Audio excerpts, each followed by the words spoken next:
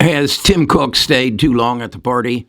Is it time for him to move his manufacturing elsewhere? Yeah, he's built some plants in India, and there's some talk about Mexico, but his market cap dropped $200 billion this past week at its low point, which was down from $190 a share to 173. That's about an 8.6% drop. Has Tim stayed too long at the party? Has he gotten too close to Xi Jinping and too dependent on China? I think we need to examine that and determine they're in our Bus 13 and Bus 12 portfolios, but the reality is they aren't promising the rates of return that some other stocks are. We've got SYM that projects, based on their growth in earnings and revenues, to give us a 914% return investment over the next 3 years. We've got Snowflake projecting 334% return on equity over the next 3 years, and Apple's at 20. At the bottom of the 26 stocks that I have in the Bus 13 portfolio. So I come back to the question, has Tim stayed too long at the party? Have we put too much emphasis and dependence on Apple to continue to produce as they have in the past? We'll get into this right after I share. This isn't financial advice. This is Kerry's opinion after years as a CFP, CHSC, CLU, one of the largest financial planning firms in the United States. But we'll get to that in just a second. Best of Us Investors presents Kerry Griegmeyer.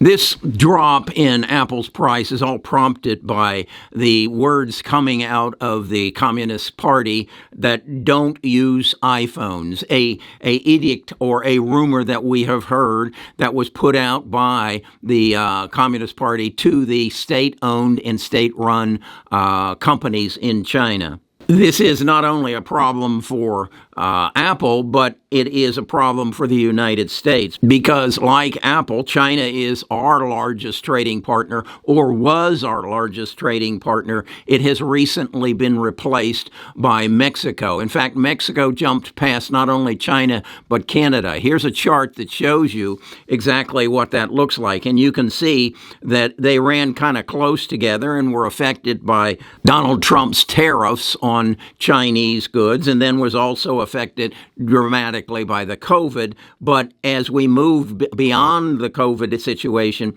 you can see a severe drop in China's exports to the United States, while Mexico continued to grow. China is now at 47 billion, and Mexico is at 69 billion. And I think that you have to ask the question, why is this happening?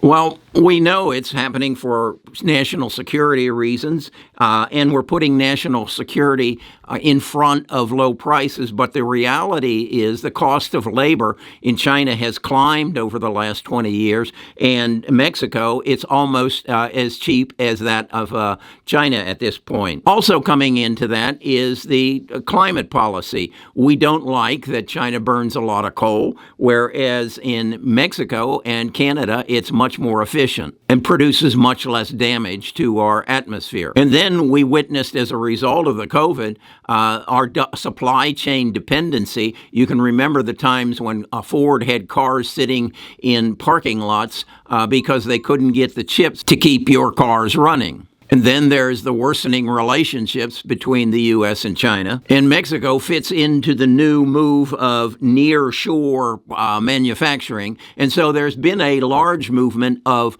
products to be manufactured not in China, but in Mexico. Our largest dependence on China at this point is in the automobile industry. And yet you can see here, we actually don't sell that many automobiles, or Tesla doesn't, relative to some of the other manufacturers such as BYD, Volkswagen, Toyota, Honda. So we have a dependency, or at least Elon has a dependency for some element of his business in China, but the other companies don't even show up on the chart, and there I'm speaking of Ford and GM. Next thing we need to look at is the equity of the trade policies. We have the tariffs that President Trump put on China, which amount to about 19.3% of every product that comes into the United States gets a added 19.3% on the price. And the reciprocal arrangement from China is a 21.2%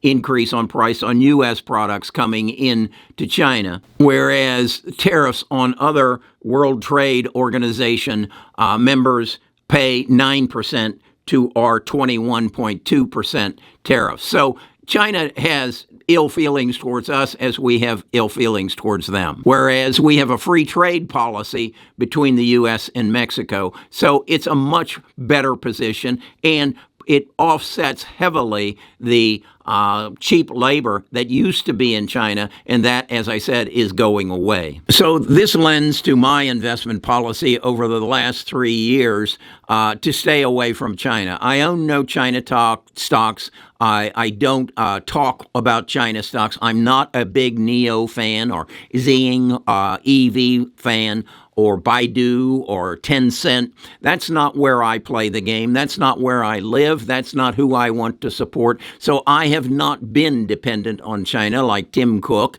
and some other people. But I think you need to recognize, even though Apple has lost 8% of its value in this past week, the reality is Apple is a notable brand, one of the most recognizable brands in the United States. I would ask you to hold on to your stock, or as I will, until Tuesday, September the 12th, when Apple introduces its iPhone 15. They're promising some major changes, some real delights for those who are in that mode. I actually own a Samsung phone. I started out many, many years ago with the Windows system put out by Microsoft, and I have not made the change. I don't want to learn a different way of maneuvering through the internet. So Tim Cook did stay too long at the party. I think that we will see what's going to happen with Apple. I'm not going to sell my stock, but I think you need to understand the world is changing, and you need to be aware of who is changing with it and how fast, because it's going to make a difference in the near future. I analyze stocks based on what I think their future value is going to be, and I believe that is presented to us in their revealing of what their future earnings and their future revenues are going to be. This is my portfolio analysis tool that I have on my website, and you can see my top stock based on projected growth in earnings and profits is SMY. Relative to the other shares, it's indicating it will have a growth rate over the next 3 years of 914%. Snowflake in second place at 334.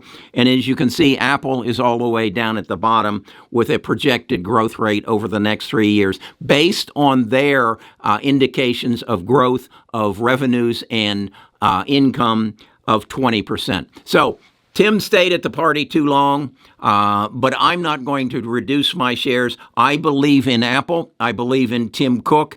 I listen to his calls. I think he's an honest and true individual, and I want part of my future invested in him. You decide what you want. Come to our tribe, join, get on the bus, and we can help you gain a better understanding of what the stock market is going to do in the near and distant future. Hope this is beneficial to you. Subscribe and like the video and get on the bus.